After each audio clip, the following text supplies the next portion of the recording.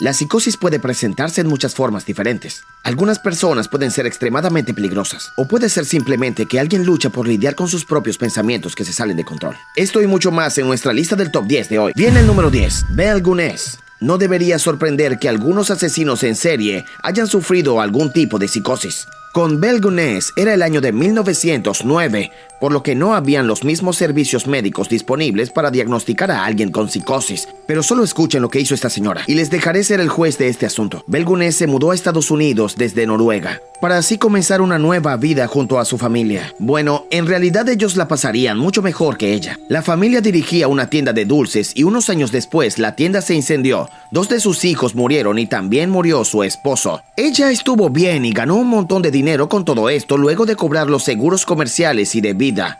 Así que ahora estaba cómoda con una gran cantidad de dinero. Pero si estás en el juego de matar gente por dinero, mantén el flujo de efectivo. Se volvió a casar y este hombre murió de la nada, por lo que parecía ser un traumatismo con un objeto contundente. Después puso un anuncio en el periódico en el que decía que buscaba marido. En ese entonces era una forma muy viable de encontrar pareja. Así que hombres tras hombres empezaron a aparecer en su casa y uno tras otro desaparecieron. Algo verdaderamente extraño. Finalmente, esta señora fue investigada y se encontraron más de una docena de cuerpos en su propiedad. Ella nunca dijo un número oficial de a cuántos hombres mató. Viene el número 9. Todo perdido. Un usuario de Reddit habló sobre una lucha que tuvo con su salud mental antes de poder obtener ayuda. Estaba trabajando como dependiente en una tienda y empezó a desarrollar la sensación de que la gente de la tienda lo estaba robando. Tenía una voz en la cabeza que le decía que todos en la tienda lo estaban robando.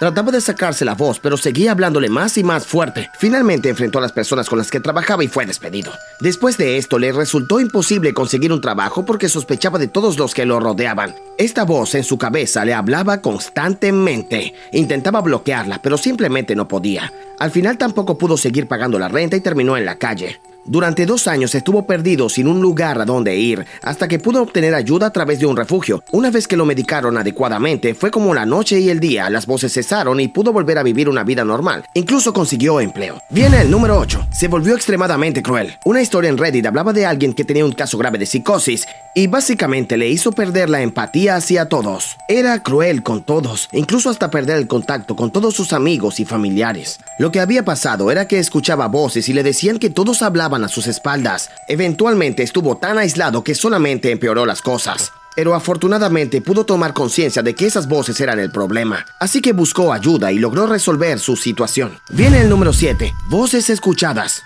PBS entrevistó a un niño de San Francisco llamado Andrew. Fue extremadamente interesante porque pudo dar un relato a profundidad de cómo fue para él desarrollar y lidiar con su psicosis. Habló sobre cómo escuchaba voces y recibía mensajes a través de letras de canciones que pensaba que le estaban enviando. Luego continuó hablando sobre cómo tenía mucho miedo de hablar sobre estos pensamientos con otras personas y lo que escuchaba en su cabeza, porque pensaba que la gente no le iba a creer. Eventualmente tomó medicamentos y su madre dijo que las cosas mejoraron mucho para él. La psicosis en primer lugar fue un cambio muy duro para Andrew porque era un niño feliz y afortunado antes de esto y luego le cambió la vida. Estaba todo el tiempo tranquilo y asustado. Trató de dejar su medicación en un momento, pero esto lo llevó a tener un brote psicótico y finalmente volvió a medicarse. Puedes ver bien en la entrevista que no creerías que él estuviera enfrentando una psicosis. Viene el número 6, no dormir durante días. Un usuario de Reddit habló sobre cómo su psicosis lo mantuvo despierto toda la noche. Literalmente escuchaba voces gritando en su cabeza que le impedían dormir.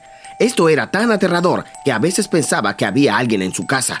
Hacía lo que podía para tratar de bloquear las voces, pero siempre se hacían más y más fuertes. Eventualmente llegó al punto en que ya no podía dormir. Esto solo empeoró las cosas porque la privación del sueño puede inducir psicosis. Luego comenzó a alucinar y veía figuras oscuras moverse por todo su apartamento.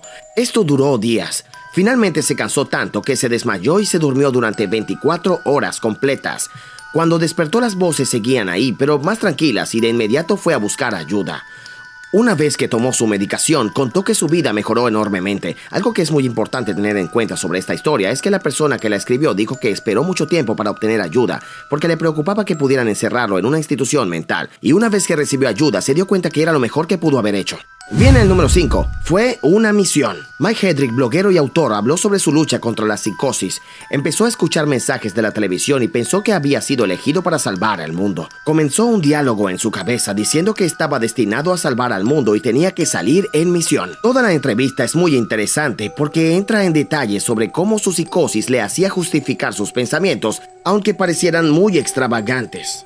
Terminó yendo a Nueva York para tratar de hablar ante la ONU, pero llegó un sábado y comenzó a deambular por toda la ciudad de Nueva York. Finalmente quiso irse y escapar a Canadá, y una persona lo recogió, lo acogió y luego le compró un boleto de tren directo a su casa. Cuando llegó a casa, su familia no tenía idea de dónde había estado y les contó todo sobre su misión. Lo llevaron directo al hospital y allí pudo reconectarse con la realidad. Viene el número 4, morirse de hambre. Un usuario de Reddit habló sobre cómo su psicosis le hizo tener miedo a comer. Tenía pensamientos de que su comida había sido manipulada. Pensaba que todo lo que compraba había sido contaminado de alguna manera. Eventualmente comenzó a cultivar su propia comida porque eso es lo único en lo que confiaba. Pero eventualmente pensó que la tierra estaba siendo manipulada. Y luego comenzó a consumirse más y más hasta que tenía tan bajo peso que su familia le pidió que buscara ayuda. Después de algunos medicamentos volvió a la normalidad y dejó de tenerle miedo a la comida.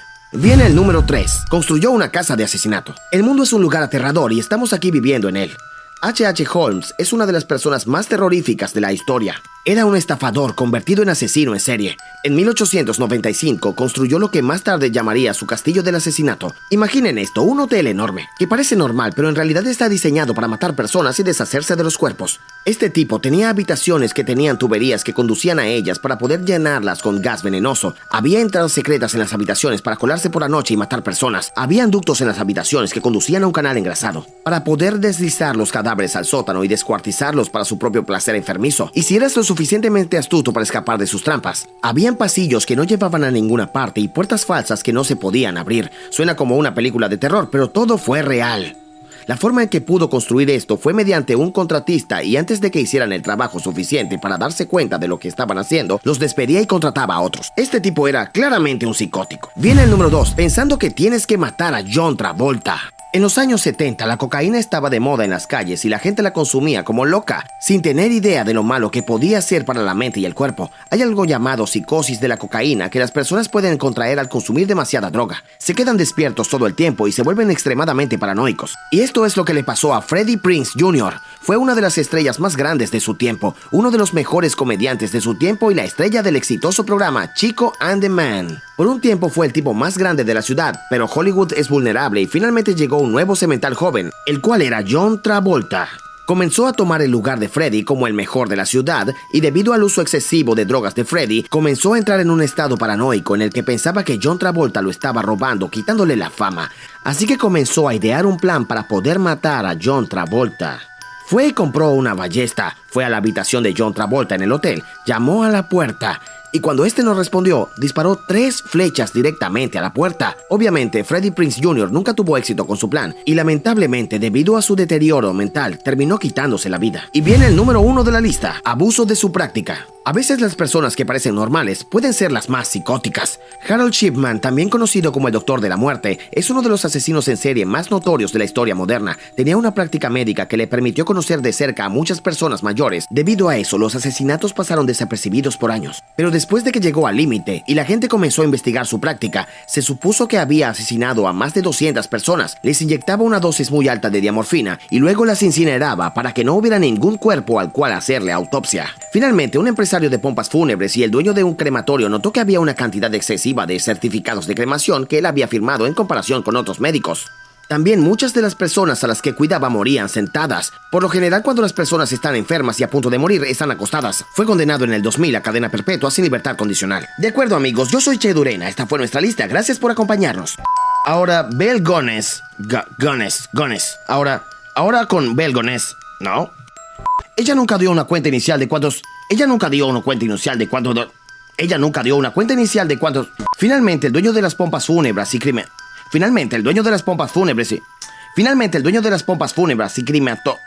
crematorio.